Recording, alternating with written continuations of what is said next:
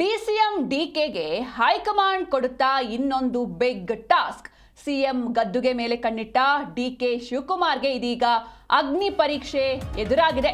DCM ಡಿಕೆಗೆ high command ಕೊಡುತ್ತಾ ಇನ್ನೊಂದು big task ಅನ್ನೋದು ಸದ್ಯದ ಪ್ರಶ್ನೆ. ಸಿಎಂ ಗದ್ದುಗೆ ಮೇಲೆ ಕಣ್ಣಿಟ್ಟ ಡಿಕೆ ಶಿವಕುಮಾರ್ಗೆ ಅಗ್ನಿ ಪರೀಕ್ಷೆ ಎದುರಾಗಿದೆ. ದೆಹಲಿಗೆ ಬುಲಾವ್ ನೀಡಿದೆ ಕಾಂಗ್ರೆಸ್ ಹೈಕಮಾಂಡ್. ಪಂಚರಾಜ್ಯಗಳ ಎಲೆಕ್ಷನ್ ವಿಚಾರವಾಗಿ ಹೈಕಮಾಂಡ್ ಮೀಟಿಂಗ್ ನಡೆಯುತ್ತೆ.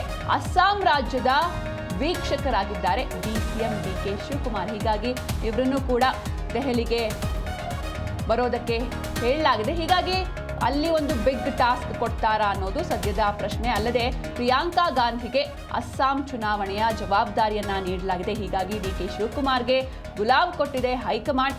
ಅಸ್ಸಾಂ ಚುನಾವಣೆಯ ಸಂಪೂರ್ಣ ಉಸ್ತುವಾರಿಯನ್ನ ನೀಡೋದಕ್ಕೆ ಅವರನ್ನ ಕರೆಯಲಾಗಿದೆ. ಅಸ್ಸಾಂನಲ್ಲಿ ಅಧಿಕಾರದ ಚುಕ್ಕಾಣಿಯನ್ನ ಹಿಡಿಯೋದಕ್ಕೆ ಮಾಸ್ಟರ್ ಪ್ಲಾನ್ ನಡೀತಾ ಇದೆ. ಆದ್ರಿಂದ ಡಿಕೆಶಿಗೆ ಮಹತ್ತರವಾದ ಜವಾಬ್ದಾರಿಯನ್ನ ರಾಹುಲ್ ಗಾಂಧಿ ನೀಡ್ತಾರೆ. ಹೀಗಾಗಿ ಏನು ಈ ಒಂದು ಹೈಕಮಾಂಡ್ ಭೇಟಿ ಸಾಕಷ್ಟು ಕುತೂಹಲವನ್ನ ಮೂಡಿಸಿದೆ. ಈ ಬಗ್ಗೆ ಹೆಚ್ಚಿನ ಮಾಹಿತಿಯನ್ನ ನೀಡ್ತಾರೆ ನಮ್ಮ ಪ್ರತಿನಿಧಿ ರಾಚಪ್ಪ ಸುತ್ತೂರು. ರಾಚಪ್ಪ, ಇನ್ನು ಡಿಸಿಎಂ ಡಿಕೆ ಶಿವಕುಮಾರ್ ಅವರಿಗೆ ಹೈಕಮಾಂಡ್ ಕಡೆಯಿಂದ ಇನ್ನೊಂದು ಬಿಗ್ ಟಾಸ್ಕ್ ಸಿಗುತ್ತಾ, ಹೇಗೆ ಅಂತ? ಡಿಸಿಎಂ ಡಿಕೆ ಶಿವಕುಮಾರ್ ಇಂದು ದೆಹಲಿಗೆ ತೆರಳ್ತಾ ಇದ್ದಾರೆ.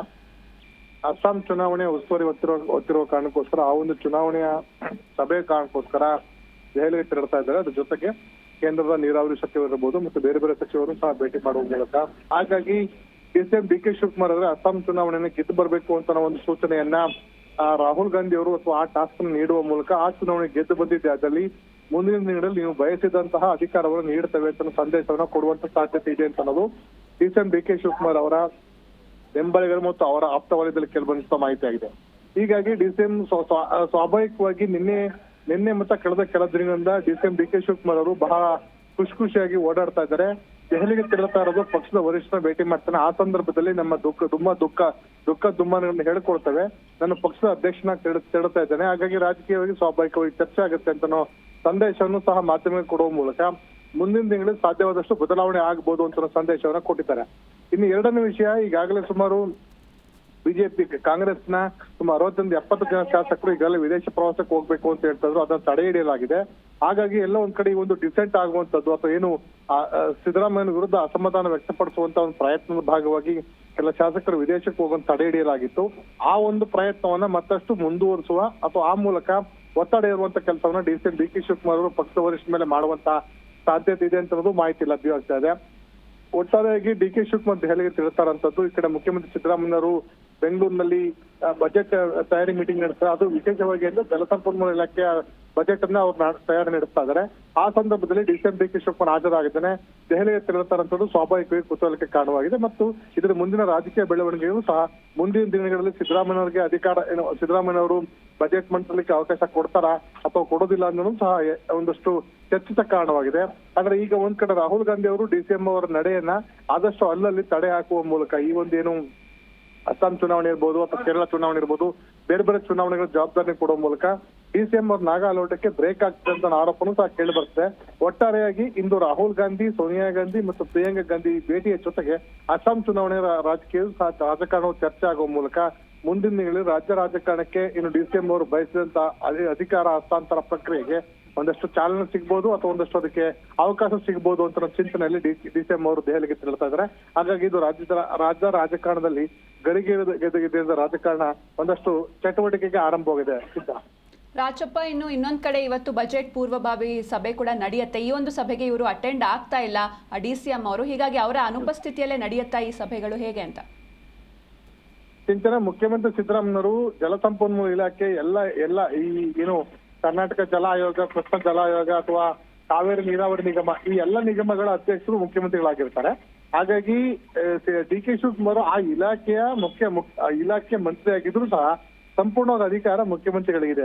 ಹಾಗಾಗಿ ಅದರ ಅಧಿಕಾರ ಹಂಚಿಕೆ ಇರ್ಬೋದು ಅಥವಾ ಹಣ ಹಂಚಿಕೆ ಇರ್ಬೋದು, ಯಾವೆಲ್ಲ ಯೋಜನೆಗಳನ್ನು ನೀಡಬೇಕು ಅಂತ ಅನ್ನೋದು ಈಗಾಗಲೇ ಮುಖ್ಯಮಂತ್ರಿಗಳಿಗೆ ಮಾಹಿತಿ ಇರುತ್ತೆ.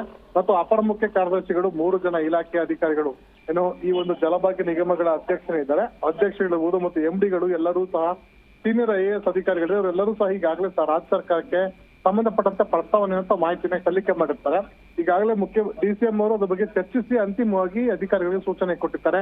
ಯಾವೆಲ್ಲ ವಿಷಯಗಳನ್ನ ಪ್ರಸ್ತಾಪ ಮಾಡಬೇಕು, ಯಾವೆಲ್ಲ ಈ ವಿಷಯಗಳಿಗೆ ಅನುದಾನವನ್ನು ಹಂಚಿಕೆ ಮಾಡಬೇಕು ಮತ್ತು ಆನ್ಗೋಯಿಂಗ್ ಪ್ರಾಜೆಕ್ಟ್ಗಳು ಎಷ್ಟಿವೆ ಮತ್ತು ಹೊಸ ಪ್ರಾಜೆಕ್ಟ್ಗಳನ್ನು ಯಾವ್ದನ್ನ ಕೈಗೆತ್ತಿಕೊಳ್ಬೇಕು ಅಂತದನ್ನ ಈಗಾಗಲೇ ಅಧಿಕಾರಿಗಳಿಗೆ ಸೂಚನೆ ಕೊಟ್ಟಿರ್ತಾರೆ. ಆ ಒಂದು ವಿಷಯ ಮುಖ್ಯಮಂತ್ರಿಗಳ ನೇತೃತ್ವದಲ್ಲಿ ಚರ್ಚಿತ ಆಗುತ್ತೆ. ಹಾಗಾಗಿ DCM ಅವರಿಂದ ಅನುಮೋದನೆಗೊಂಡಿರುವಂತಹ ಯೋಜನೆಗಳು ಮತ್ತು ವಿಷಯಗಳು ಆ ಸಭೆಯಲ್ಲಿ ಪ್ರಸ್ತಾಪ ಆಗ್ತಿರುವ ಕಾರಣಕ್ಕೋಸ್ಕರ ಬಹುತೇಕ DCM ಅವರು ಒಪ್ಪಿಗೆ ಮೇರೆಗೆ ಈ ಸಭೆ ನಡೆಯುತ್ತದೆ. ಅದಕ್ಕೆ CM ಸಹ ಒಪ್ಪಿಗೆ ಸೂಚಿಸಿದ್ದಾರೆ ಅಂತ ಭಾವಿಸುವಂತ ಸಾಧ್ಯತೆ ಹೆಚ್ಚಿದೆ. Sinchana. Okay, thank you Rachappa Suttur ನಿಮ್ಮೆಲ್ಲ ಡೀಟೇಲ್ಸ್ಗಾಗಿ.